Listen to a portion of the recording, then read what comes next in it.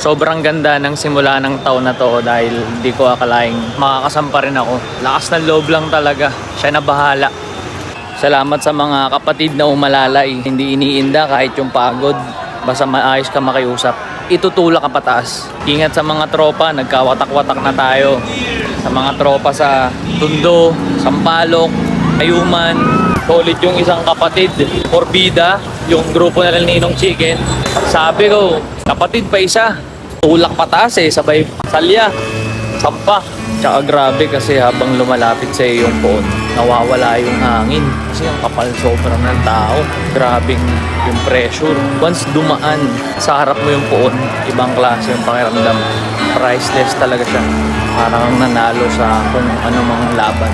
Salamat po, Jesus Nazareno.